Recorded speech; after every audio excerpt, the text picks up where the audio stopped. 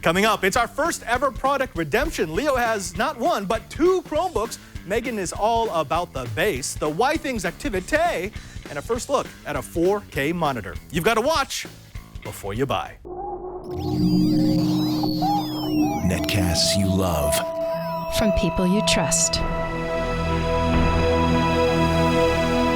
This is Twit. Bandwidth for Before You Buy is brought to you by Cashfly at CACHEFLY.com. It's time for Twit's annual audience survey, and we want to hear from you. Please visit twit.tv/survey and let us know what you think. It only takes a few minutes, and your anonymous feedback will help us make Twit even better. We thank you so much for your continued support. Twit.tv/survey. This episode of Before You Buy is brought to you by iFixit. You can fix it, and iFixit makes it easy with 3 step-by-step repair guides, high-quality replacement parts, and all the tools you'll ever need. For $10 off your purchase of $50 or more, go to ifixit.com/twit and enter the code BEFOREYOUBUY at checkout. And by SmartThings. SmartThings lets you monitor, control, and automate your home from wherever you are using your smartphone. Right now, SmartThings is offering Before You Buy listeners 10% off any home security or solutions kit, and you get free shipping in the United States when you go to smartthings.com/twit and use the offer code TWIT at checkout.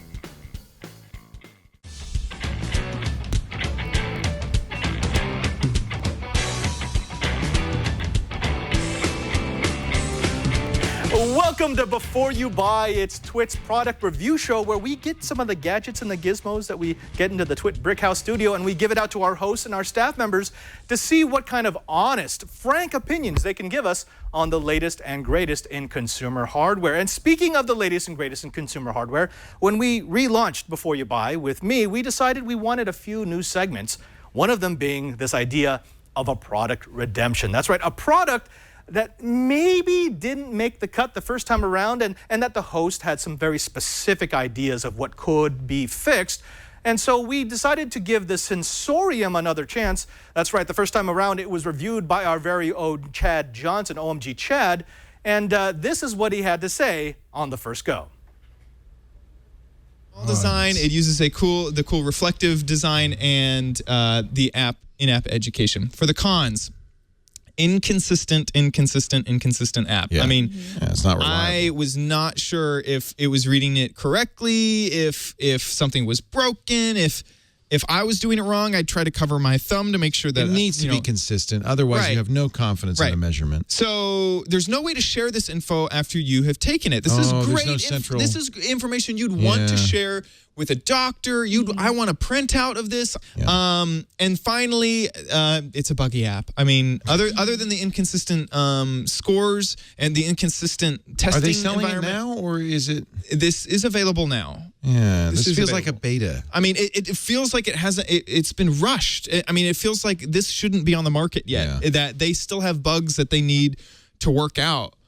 Because this is the smallest device of its kind, and I feel like the hardware is designed well, I am hesitant to give it a don't buy. Maybe they could fix this. Because it could be fixed in the future. No, don't buy this. Seriously. Yeah, I would give it a don't buy until they actually fix when the they app. fix it, then you could buy it. Absolutely.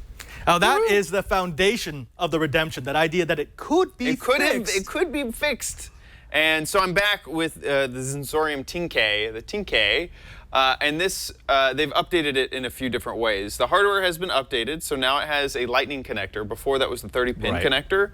Also, there's like some small hardware changes. It used to be that this little cap could fit onto the bottom, and it would sort of stay there.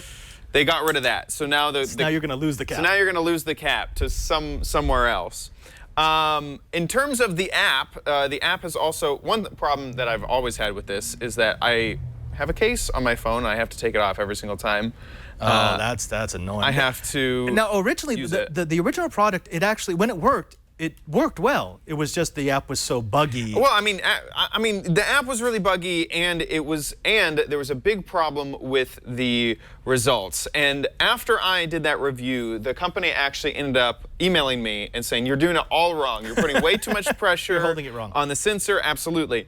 And in fact, that was true. The problem is that if I went to take I'm going to do a measurement and then I'm going to fail on it just to show you that it'll send you to a tutorial. So I did that tutorial at one point, and the tutorial says what? And so I can view the tutorial. And during this tutorial, when I took it at the original review, it gave me a pressure guide to follow. Now, what is this supposed to be doing? What it's supposed, so the whole idea of the product is that it uses this sensor that my thumb is under right now, and it looks at your blood, and so it can tell what your heart rate is, what your blood oxygen level is, and what your respiratory level is. So how many breaths you're taking a minute. We've got Dr. Morbius in the chat room who's saying, well, finger pulse monitors don't work if you squeeze too hard. What happens if you squeeze really hard? If you squeeze really hard, it just doesn't work. It doesn't spikes and it doesn't work. And that's what was happening was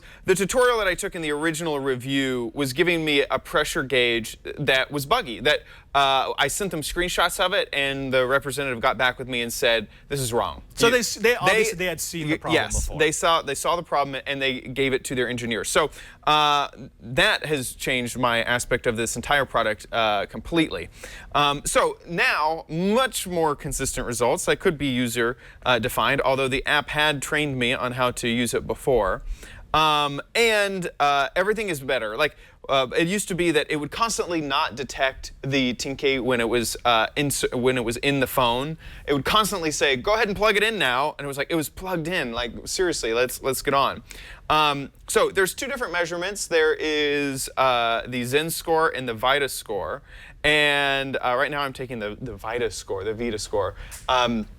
And basically, this is a measurement of all three of the core things that this measures: the blood pressure, the heart rate, and the respiratory So this level. is just facts. This is what's your basically temperature, what's your pressure, etc. And then it'll average it into one base score that is kind of like its super score.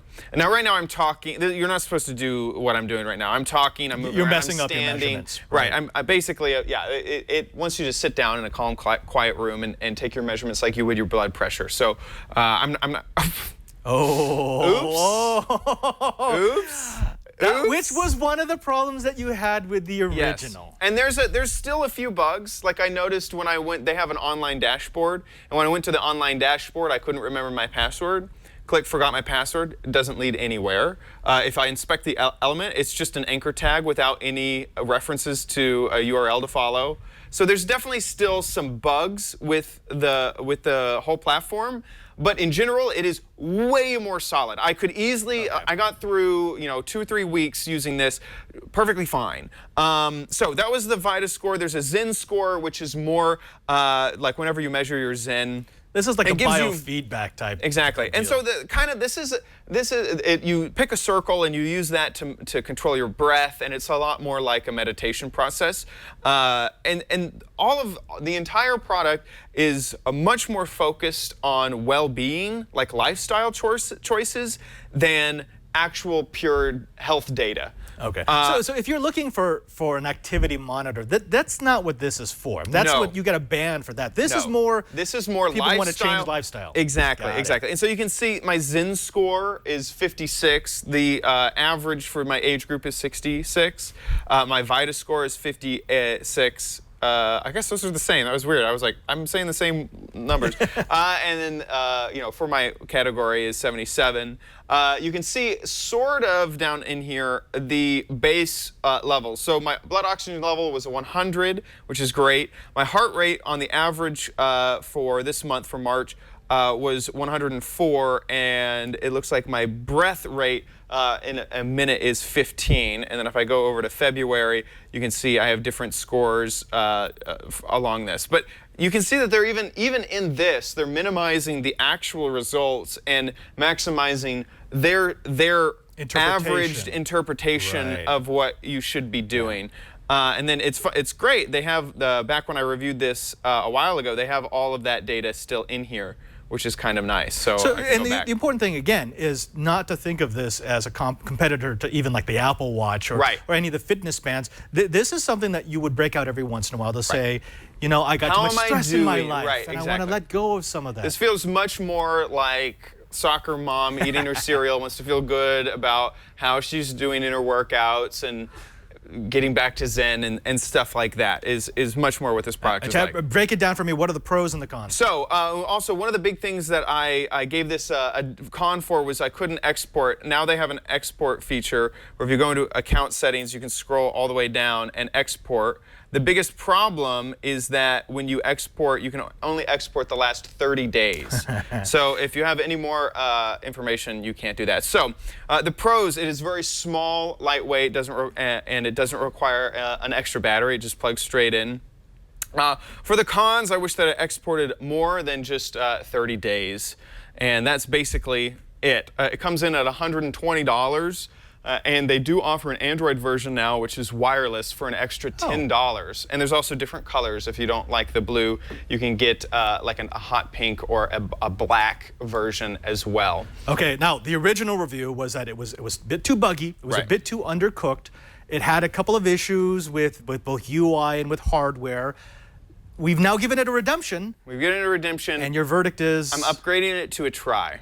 Okay. Still not a crazy endorsing happy review, but it worked basically 95% of the time. I know that's a really kind of a crummy review, but it worked most of the time. It did what it claims, and I didn't have humongous issues like I did with the previous product. $120, I would say, is a lot of money. It is. So this is definitely... If this is your perfect product, go for it. If it's not, I'd leave it on the table. Yeah, well, and that's what the whole idea of the redemption is, which is, are they showing progress? And it sounds like they are. It's progress. They definitely are. Maybe we need to get them back on in a couple of months to do Once another they come redemption. out with the Tinke 2, yeah, possibly. There we go. That's Chad Johnson with the Zensorium Tinke. It got a product redemption, kind of. It's now been upgraded to a try instead of a don't buy. Now, of course, OMG Chad can be found here on the Twit TV network. He's the host, along with Dick DiBartolo, of the GizWiz. When does that show go on? GizWiz is on Thursday at around 4:30 Pacific time, 7:30 Eastern time. Yeah, and you've got your own stellar podcast, a group of content on YouTube. Where do they go to support you? Mindcrack. So I do youtube.com/OMGChad is my personal channel. I've been streaming a ton. Twitch.tv/OMGChad. Come check out my live streams. I do them every Wednesday night. There you go. Cool. Chad, thank you very much. Now, would you mind sticking around a bit? Because I need someone who's got hand model experience. Oh, yeah. To show off this product here. Because, when we talk about tools, when we talk about fixing things, when we talk about making things, it always starts with the tools that you use for the project, which is why we're happy to have iFixit as a sponsor of this episode of Before You Buy. Oh, Before You Buy and iFixit go way back. iFixit is the source of all tools and repair guides for the Twit TV network. iFixit.com is the free online repair manual for everything. They have more than 10,000 repair guides for everything from electronics like your smartphone, your tablet, and your game console to your home appliances, clothing, and even your bike. They also have foolproof instructions on things like how to fix your iPhone screen, or do you need to repair the red ring of death on your Xbox, or maybe swap the battery on your Galaxy. iFixit has got you covered with parts, tools, and repair guides. iFixit also makes the most trusted repair tools for consumer electronics, including the Pro Tech Toolkit, which is what you see Chad so wonderfully demonstrating right here. Demonstrating the magnet. The magnet. We love the magnet. Now, this is 70+ tools to assist you with any mod, malfunction, or misfortune that may come your way. This toolkit is the gold standard for electronics works, from garage hackers to the CIA and FBI, but more importantly, their unique tools are used by repair technicians everywhere. Oh, they've got the 54-bit driver toolkit. That's this wonderful thing here that will pretty much open up everything. If it exists in the electronic world, you're going to find a bit for it. That includes Penelope bits, Phillips bits, Torx and Torx security bits, tri-wing bits, triangle bits. We've all had that experience of using the wrong bit to try to pry open a screw. Well, why do that? Why not just have the right bit for the right project? It also includes ESD-safe precision tweezers for delicate manipulation, anti-static wrist straps that keep your devices safe from accidental static discharge, like, for example, if you're using Arduino and you don't want to blow it out with some carpet weaving. It also includes nylon spudgers, metal spudgers, the way to get those hard cases open. If you've ever tried to open up a laptop with a flat screwdriver, you know you can mar the surface. Well, that goes away if you use the right tool for the job. It's lightweight, it's compact, and this durable tool roll makes it the on-the-go choice for repair professionals and amateurs alike. It's only $64.95 and it's backed by a lifetime warranty. Hobbyists and home DIY fixers alike also use the ProTech Toolkit for doorknobs, eyeglasses, cabinet doors, sink fixtures, and more. If you're looking for a great addition to an artist or hobbyist tool chest, look no further. Best of all, there are thousands of free iFixit guides to help you put your tools to use. So here's what we want you to do. We want you to fix it. And with iFixit, you can fix it yourself. Visit ifixit.com/twit for more than 10,000 free step-by-step guides.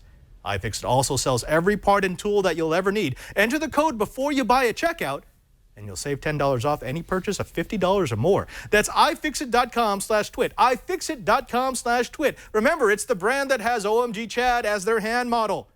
And use the code before you buy to save $10 off of your purchase of $50 or more. And we thank iFixit for their support of Before You Buy. Did I do a good job? You did. Thank you very much. You know, that's the Minecrafting skills. I know. The dexterity, Yeah. right? People say that if you sit around at your house on a computer all day long, you don't get talent, but I got to show you, it's wrong. Hand modeling. Hand modeling, Where indeed. it's at. Now, we do actually have another hand model here on the network. That's right. Leo Laporte has been known to do hand modeling model in his some spare time. hands? Yeah, you'll see his hands in various catalogs around the... I just made that up, but it could possibly be true. But let me tell you something.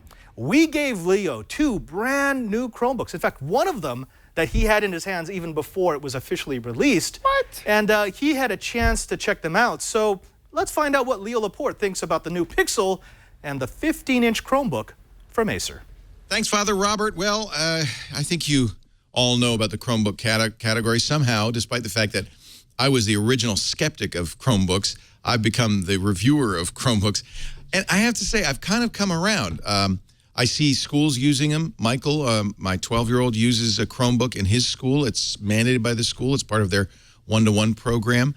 I think 21% of computers bought by schools last year were Chromebooks. There's a real use case for Chromebooks. And I, like probably a lot of you, initially said, well, it's just a browser. It's not a computer. That's crazy. What was really crazy is 2 years ago in 2013 when Google came out with this, the Chromebook Pixel, for $1,200. It was a Chromebook, same thing, Chrome OS. It's just a browser kind of thing. But it was like, if spare no expense, how would it be? What would you make? And there are people who love it. I thought it was pretty great. Still wasn't completely sold. It wasn't as fast as I wanted it to be. It wasn't mature yet. Fast forward 2 years, and I've started to use Chromebooks more and more and become happier and happier with them. And Google has released a new one. Let me log into this. One of the things about Chromebooks that's great is that once you log into your Google account, they immediately get all the settings, the wallpaper, everything. So within maybe 10 minutes of signing on to Wi-Fi and logging onto your Chromebook, it's identical to your previous Chromebook. And this, in fact, if you look at it, does look very similar to the original Chromebook Pixel. There's fewer ports, different ports too, Type-C charging, USB connectors, a headphone port on this side, an SD card slot, which is kind of not super useful. It does mount flush, so you could use it as extra storage if you wished. And a second Type-C slot. That's kind of cool. The Type-C connector is for power. That means you could put power on either side of the Chromebook and have video or data come out of the other side. So it's a very flexible setup that way. Again, the Chromebook is a weird 3.2 aspect ratio, the Pixel, like last year or 2 years ago. But it is the best looking Retina display I've ever seen and just gorgeous. It's also a touch screen, so it is a lot faster. This is a Core 2, what is it, an Intel i5 processor, Haswell.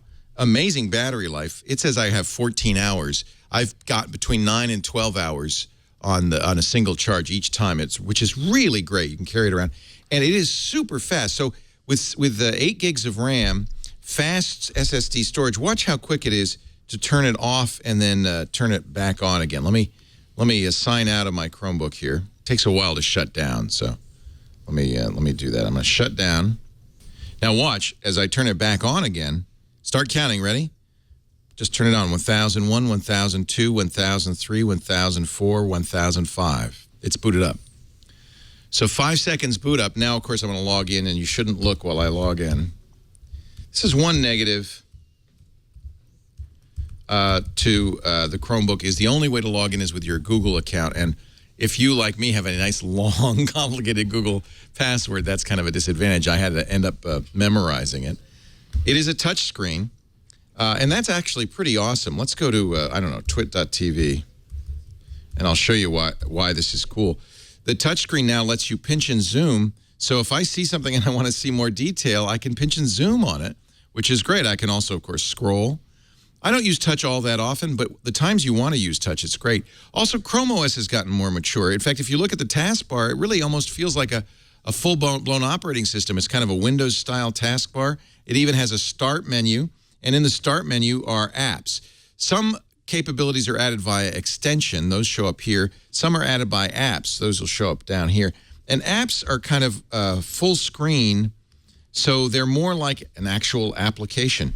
For instance, I can launch Authy, which is a authentication program. You see it launches as a window, just as an app would. I've also got a chat on here now, which is cool. And so I can do a lot of the things I would do, Evernote, on a regular computer as an application as well, on the Chromebook. It really does feel like a full-blown computer system. And with 8 gigs of RAM, with an i5 processor, I didn't get the ludicrously speedy version. The $9.99 version is still really, really fast. The negative is, I just said it, $9.99. It's very expensive, but I have to say, Chrome OS, even though you can get a $200 or $300 Chromebook, when it really is on nice hardware, a beautiful screen like this, a touch screen with the capability of launching things really fast, it feels more like a real computer. And in many respects, I feel like this is everything I need. I really have I hate to admit it, I've fallen in love with Chrome OS on the $9.99 Chromebook. So this is the other one. I'm kind of excited about this. This is from Acer. Just came out on March 18th yesterday, or 2 days ago.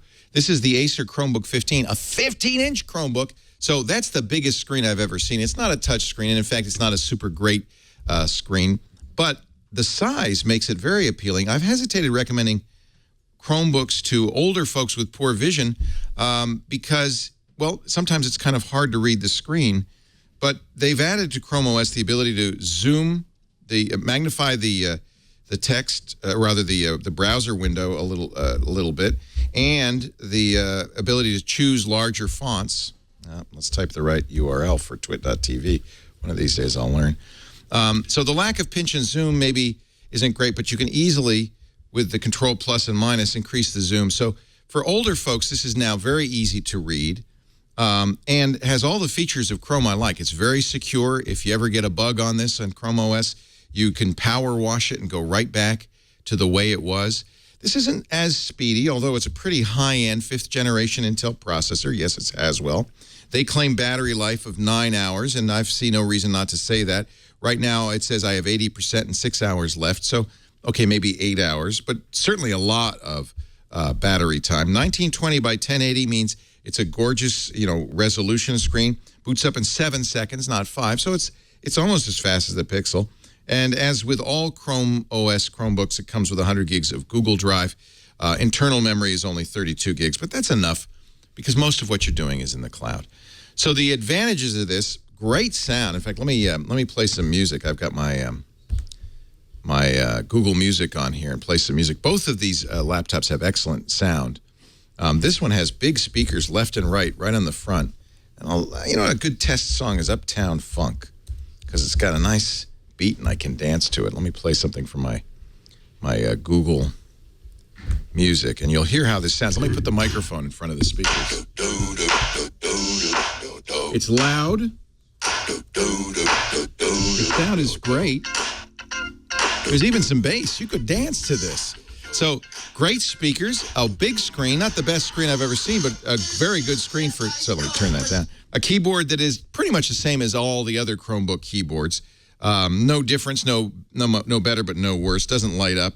The one thing that worries me about this Acer 15-inch is it's white, and it's kind of a plastic that feels like it's going to get dirty and show signs of wear and dirt pretty quickly. You might want to get a case for this guy to protect it. Or if they offer other colors down the road, you might want to look at that. But I have to say, for somebody who's got poor eyesight or just wants a lot of screen real estate, a 15-inch Chromebook is something we've needed for a long time. So let's talk about the pros and cons. On the Acer Chromebook 15, the Pro, of course, screen size, great speakers, excellent battery life, and a price that really is easy. On the con side, the construction feels a little bit flimsy. The screen is perhaps not as rich and colorful as I'd like, although it does get pretty bright, which is, as you can see, too bright here for our cameras, which is a nice feature. And the ability to zoom in on text means it's very legible. No touch either. That's another con. On the Chromebook Pixel, well, the pros are pretty obvious. This is a no compromises Chromebook. Look at this. Watch this. This is a new feature on the Chromebook. You can double tap the light in front. It'll tell you how much battery is left. And talk about battery. Between 12 to 14 hours of battery life. One of the best screens I've ever used. This is comparable to a MacBook Retina display, not only in resolution, but just crispness, the vividness, the brightness of colors. Great keyboard, lights up nicely. On the con side, the 3:2 aspect ratio is unusual and means that this is not going to be a great choice, perhaps, for projectors. We can't actually use it in our studio because it's not a normal aspect ratio. We can't put it up on the screen for you. And the biggest con, of course, in the Chromebook Pixel is the price, $999 for the base model. If you want the ludicrously speedy model, the LS, that's $1299 for a faster processor and more memory. This is an excellent notebook. In fact, both of them are, and I would recommend both. I'd say they're both a buy depending on your needs. If you need a big screen, you don't mind the bulk and the heft of a 15-inch notebook, the Acer Chromebook 15 for the price, a great buy. And if you want to spare no expense and see really what Chrome OS can be at its best, man, I highly recommend the Chromebook Pixel. The new Pixel is now my go-to computer. I like it so much, I'm actually having second thoughts about buying that new MacBook. This is the computer I've been looking for. So a definite buy on both of the new Chromebooks from Acer and Google. Back to you, Father Robert. That's Leo Laporte with two different Chromebooks on the opposite sides of the spectrum. You can go with the Pixel. That's right, it's the no-holds-barred Chromebook for about $1,000. Or you could go with the Acer, the beautiful 15-inch Chromebook, for those people who are looking for something a little less expensive, but with a bigger screen. Both buys from Leo Laporte. Leo Laporte, of course, you'll find him everywhere on the Twit TV network. Just turn the stream on and you're going to see him. Now, let's move from Chromebooks to something that's a bit more personal. And for that personal touch, we brought into the studio Miriam Jouar. Miriam, thank you very much for being here. Hey, how's it going? Pretty good. Now, better now that I see this. What is this, an activité? Yeah, so depending on how you say it, people say Withings, some people say Withings. I say Withings, but the Withings Activité is a high-quality Swiss watch. If you look at me here, Brian, real quick, you know, it looks like I'm just wearing a watch. There's no display on this. It's a mechanical watch, Swiss-made. So there's no LCD hiding behind the hands nothing, here. No trickery here. And the idea is that it's a fitness tracker, gives you feedback on your goal, and it syncs over Bluetooth LE with an iOS or Android phone, of course. So that feedback's going to come on another device. And there's nothing on the watch. There is feedback on the watch. There is. And I'll show you in a second. Yes. So I'm going to put it down here. Here we go. So as you can see, it is a beautiful. Let me see. There we are. So let me try to put it maybe in a way that you guys can all see. Whoa, this is hard to do. Here we go. Is that good? That's good. So this is a really beautiful watch. As you can see, very well designed. It is a sapphire glass. You know, if you bump it, the hands readjust themselves because they're stepper motors. It's got a stainless steel, 316 stainless steel, high quality polished enclosure. It's waterproof to 5 atmospheres. You can see up here, there's a little button you can push with a paper clip, and that's actually to pair it with your phone. It's got quite a pronounced bulge. It does have a bulge, but it runs on a single CR2025 battery. Okay. Lithium disposable battery that runs for about 8 months. Okay. Right? So you notice though that there is no crown or anything to do any adjustments other than this little pairing button. That's because it's paired with your phone, as I said, iOS or Android, and it gets its time synchronized from the phone. So when you go through time zones, it changes the time. And I don't know if you can see, maybe can you make the camera a little brighter? Bump the gain on it a bit so we can see the hands. Yeah, actually just angle it a tiny bit up. And that's better though. Yeah. Yeah. We can see the detail now of the I like the motion on that. So you can see the time there. There's a white one with there we go. That's better. There's a white one with a brown leather band too, and this is black. It comes originally with a black leather band, but I've replaced it with, included in the box is a silicone band, because this is waterproof, so you can go swimming with it. Now you'll notice there's a second dial inserted here with an orange needle. And that's the cool thing about this watch, is that it shows your goal that you set on software on your phone, on the Withings app, and it tells you how far along your goal you are. Obviously I haven't been walking and done too much today yet, but I'll try to catch up later. And my goal is 10,000 steps, so I've done about a quarter of that today. And it gives you that feedback as you go, and it resets at midnight every night. And so it's got accelerometers built in, and all the sensors you'd expect for a fitness tracker. You know, there's some people in the chat room who are saying that it seems to be a very conservatively designed device, and I don't think there's something wrong with that. That's the idea. This is the smartwatch that doesn't look smart. It's not really a smartwatch because it doesn't give you notifications, doesn't even show you the date. Right? It shows the time. The time is automatic because it's time zone set, and it shows you your activity level. And that's the idea, is that you want to get some feedback about where you're at with your health, but you don't want to necessarily change what the goal was of you getting a timepiece in the first place, which was just to tell the time. So it's a new, interesting approach. Now, it costs quite a bit of money. This is a $450 watch. And it's because it's sapphire and high quality stainless steel, and it comes with a beautiful leather band as well as this. But there's a cheaper version that came out recently. I think it was launched at CES, called the Activité Pop. It's exactly the same design. It looks very similar, comes in different colors, but it's $150. Okay, see, that's closer to what I'd be able to afford. But you get a glass, you don't get sapphire. You get a PVD coated enclosure, not stainless steel machined, etc., etc., etc. But functionally, they're identical. But Miriam, at $450, it tells me that they're selling me a timepiece that has some activity tracking. That's exactly that's what it's supposed to be. Yes. How would you stack this up against other timepieces in that price? Well, I'm not a watch person. You know, I'm a smartwatch person. So for me, this is kind of useless in the sense that it doesn't have notifications. Right. But I've been wearing it alongside a smartwatch, like either my Pebble or my Moto 360. And I have to say that one of the things I love about it is the activity tracking is not just steps. You can set it to track a whole bunch of things, like it can detect whether you're on a bicycle, whether you're swimming, whether you're running, whether you're walking, whether you're sleeping. And their their sleeping tracking is really, really good. So it's been very, very impressed. Let me show you quickly on the app here how this works, because it gave me some of the best activity sleeping tracking I've ever done. So let me show you real quick here. So here is an example of, whoa. There we go, sorry. I'll try to help you there, Brian. I'll let you center this, okay? So as you can see here, you've got my daily steps, and here's my sleep, and this is really exciting. This was the other night, not last night, but the night before.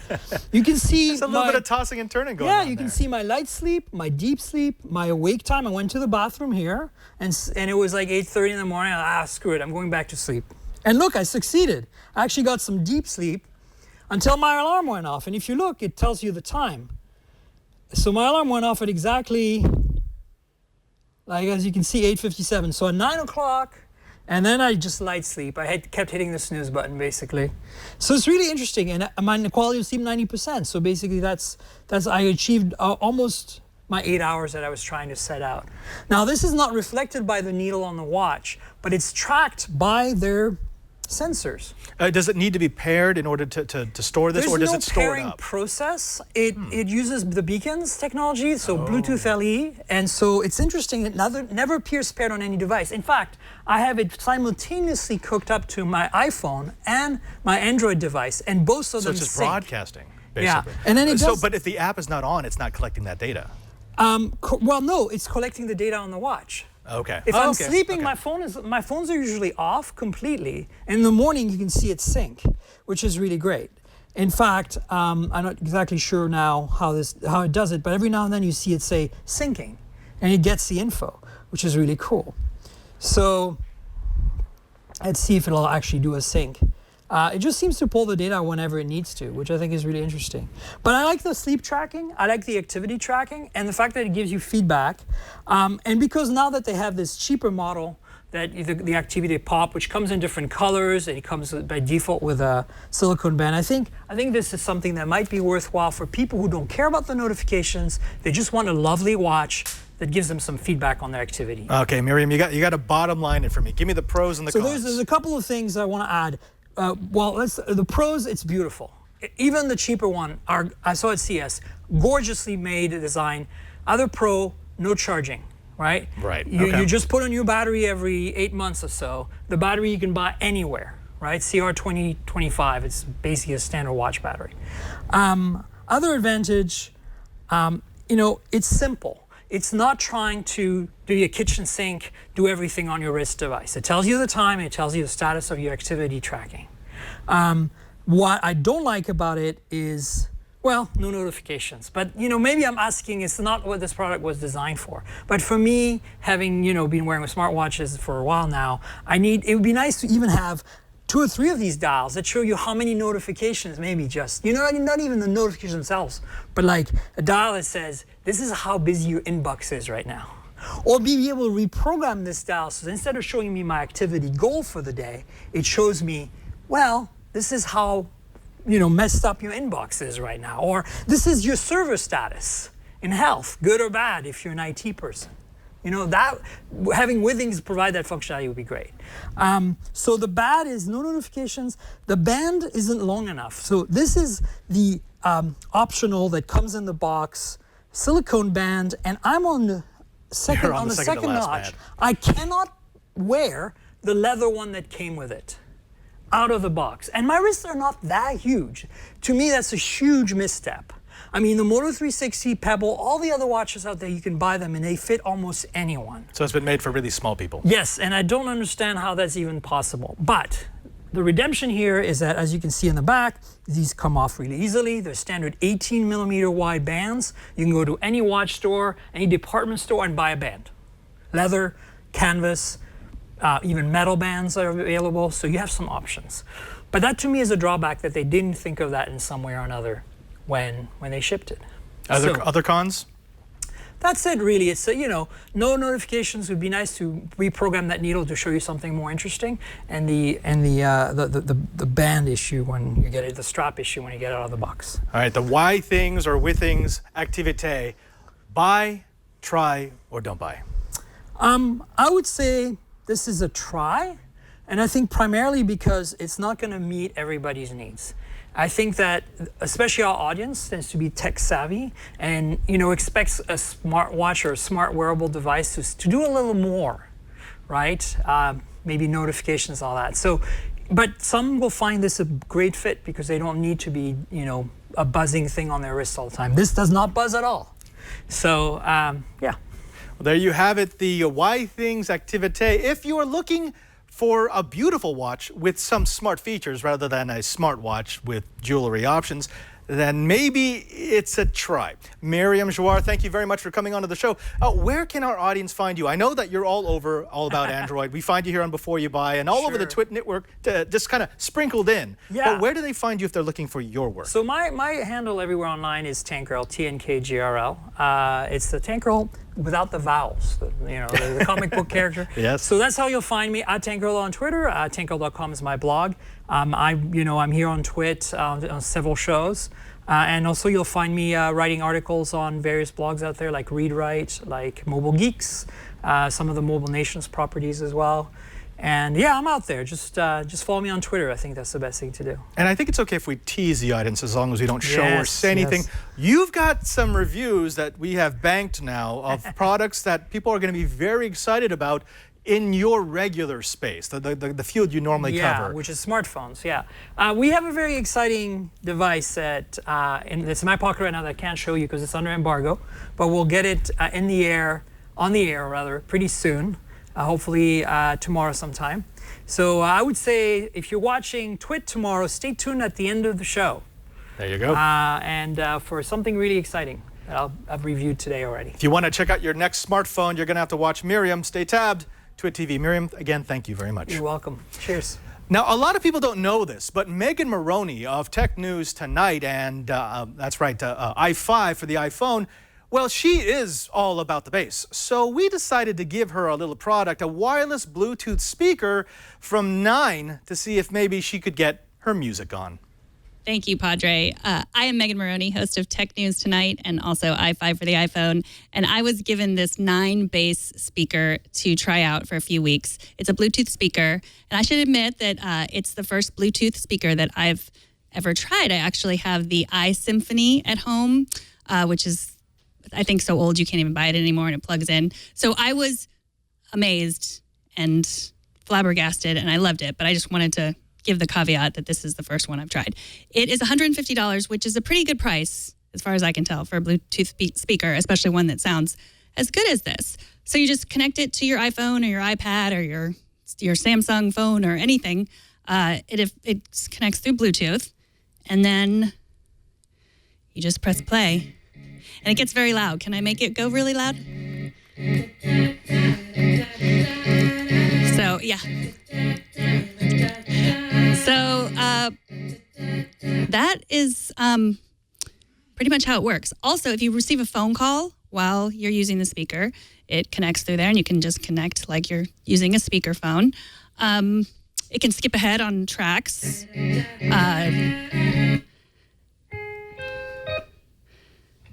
From here, you don't have to, or you can use your phone to do that. What I said was, or you can use your phone to do that. You can also play podcasts or anything else from your device that you have on your device. One little parent hack that I have that I really enjoyed, I have kids who love to listen to Minecraft videos on YouTube, and we try to limit their screen time to, 40 minutes a day. But they would like to listen to YouTube videos all the time and watch them. But what I tried was playing them through my phone onto the speaker, which worked really well because then you can just limit their screen time. They're just kind of sitting, playing, doing whatever while they are listening to the videos. The pros are that the charge lasts up to 10 hours. I used it for several hours and it was fine. You can move it inside and out. It's really easy to carry around, easy to connect. It's loud, it sounds good, it's a good price. My only con really was that it's kind of weirdly shaped. It's not heavy, but it's kind of, I wanted it to fit into a smaller space. Yeah, it's great price. I would say a buy, and I'm gonna keep it as long as they tear it away from my hands. That's all I got to say. Back to you, Padre. That's a buy from Megan Maroney for the Nyne bass Bluetooth speaker. If you're looking for a way to get some bass into your life wirelessly, well, maybe that's your next purchase. Now, we want to thank Megan for being on Before You Buy. Of course, you can find her all over the TWiT TV network. She does Tech News Tonight every weekday at 4 o'clock p.m. You also find her occasionally on iPad Today and always on i5 for the iPhone. Again, thank you, Megan, and get back to your bass pumping. Now, before we take a look at this is a first look at a brand new Acer monitor, a 4K 60 Hertz monitor. I thought maybe we should take a moment to thank the second sponsor of Before You Buy. Now, when you think of home automation, you probably think of a lot of different modules and a lot of different pieces of automation that you can put together to control your home. Well, you could do it that way. You could take each little individual bit piece by piece and build up something that could possibly work, or you could go with SmartThings. Now, SmartThings was the talk at CES 2015. Now, it's not just that they've got great modules like temperature and humidity, or the smart sensor, or the open door, closed door window sensors, smart outlets, or humidity sensors. It's the fact that their interface allows you to put together a bunch of different technologies from different companies to create the smart home that you want. Now, what do you get with this? Well, of course, you're going to get the CES 2015 Editor Choice Award level of equipment with SmartThings. But more than that, you get CNET's highest rated home system. This lets you light your lights, turn on, open your locks or close them, control your thermostat, your home security systems, all through a single app. That's right, a single pane of glass. That's how you make a house smart, by giving you one place where you can control everything in it.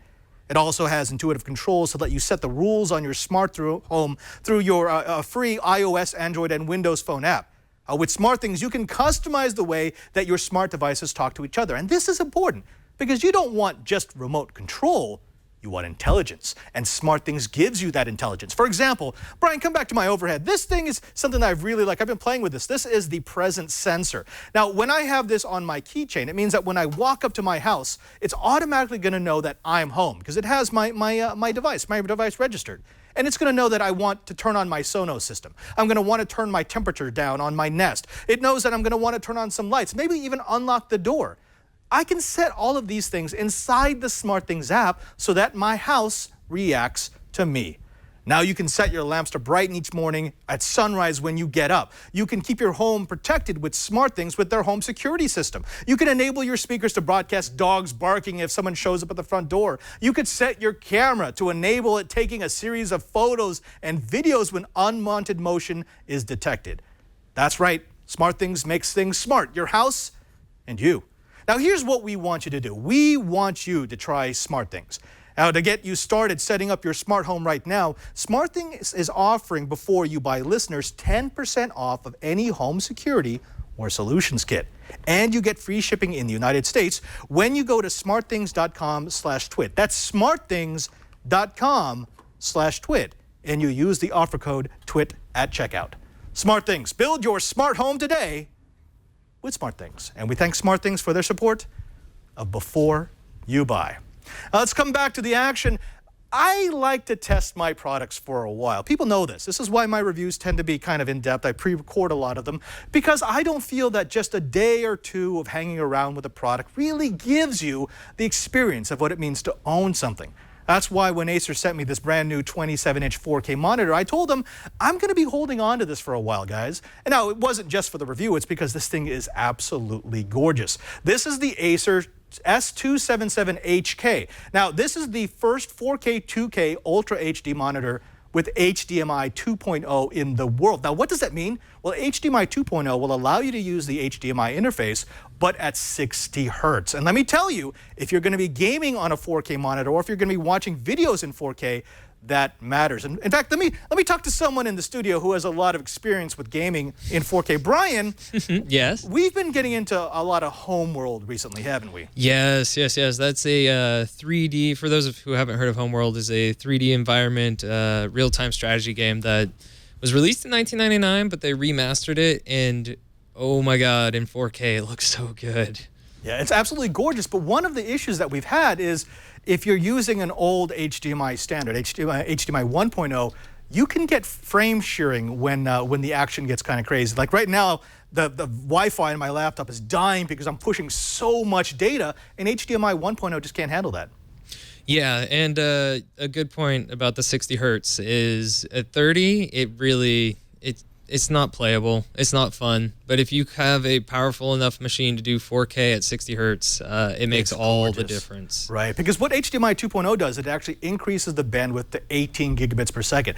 You can see this stuttering that we're getting, it's not just the Wi-Fi, it's the fact that the laptop I'm using to drive this just can't drive the right amount of bits. But when I have this hooked up to my desktop, oh my goodness, it's gorgeous. You can't see the pixels. I mean, that's one of the things about this kind of a monitor. It's the right size. It's the right format. It'll give you 3840 by 2160. It'll give you in-plane switching so that the view angle on this is extreme. I can go all the way out almost to the edges here, and I'm still going to be able to see things in the right color rather than it switching into that pseudo color that you get with lower quality panels. It's got a 4 millisecond response time. It's got that 60 hertz refresh time. It's LED backlit, and it includes DisplayPort, mini DisplayPort, HDMI, and DVI, as well as speakers. So you can pretty much plug anything into this. Now, Brian, there's one thing I really like about this, and I'm going to have to ask Acer to help me test this. The bezel on this is actually very narrow. This comes up all the way to the edge.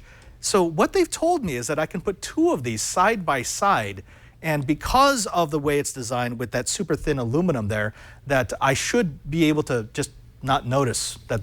It'll look pretty seamless. It should look seamless. I don't know if that's actually going to work. That'll be a nice setup. But I've asked Acer to send 3 more so I can test it on 2 different machines. Well, you got to do the full encompassing review. But so a lot of people in the chat room are also asking, how powerful of a machine are you going to need to not only power one 4K monitor, but if you're going to be doing 3? Yeah, you're gonna be looking at some serious horsepower here. You're gonna need at least a quad-core i7. I would get no machine with less than 16 gigabytes of memory, because any software that you're going to be using to drive that many 4K monitors is going to need a healthy dose of memory. And most importantly, you're going to need a killer graphics setup. You're probably going to be looking at SLI, something NVIDIA 980 or so. It's going to get expensive. It's going to get really expensive. But you know what? We love you here at Twit, which is why we're going to go through the expense of putting this together so that you can just marvel at it and then come over and visit and take a look every once in a while we play Homeworld. Yeah, if you haven't had an opportunity to experience a game in 4K, it makes a big difference. I was really impressed with it. And I think the gaming machine I'm using downstairs has an i7, 8 gigs of RAM. I'm only doing one 4K monitor at 60 hertz, and I'm able to play everything on full.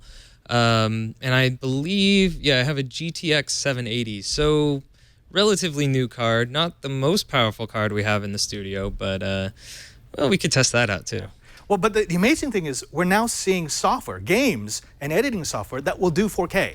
So it's not whether or not we're going to need this. It's coming, and it's up to you to decide whether or not you're going to be ready.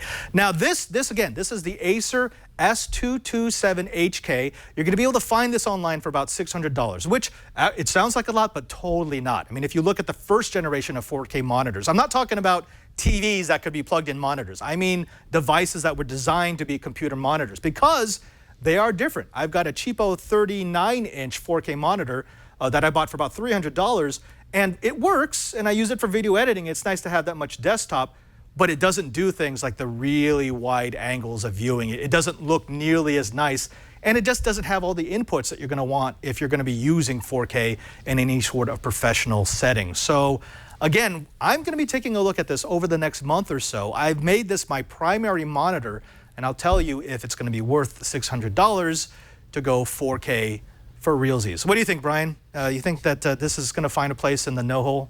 Well, Bajre, we got to review it. We got to push it to the limits, and there's no better place to do it than in the no-hole. You heard us, Acer. We're going to need 5 more of these, maybe 6. Yeah, I mean, if they really want us to play with that bezel, I mean, it looks pretty thin, but I won't know unless I have at least 6 monitors.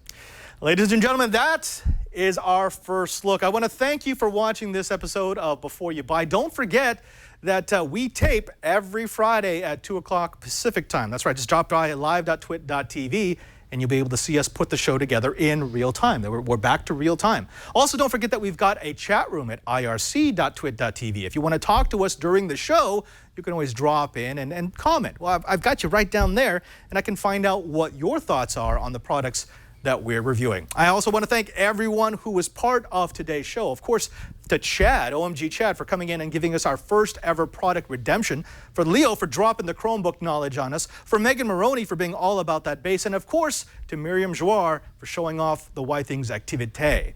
Don't forget that you're going to find more Twit goodness here at Twit TV.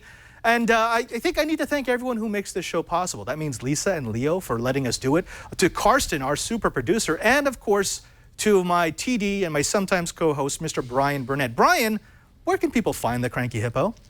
They can find me on Thursdays at 11 o'clock Pacific time doing Know How with You. We have a lot of fun doing that show. And BYB occasionally. It's kind of hard juggling being an editor, host, and TD. But every other week I try and do a review. I think next week I'll be doing a portable projector, so we'll be having fun with that. And yeah, if you want to follow me on Twitter, I'm at cranky_hippo. There we go. Until next time, I'm Father Robert Ballecer, the digital Jesuit, reminding you that you got to watch before you buy.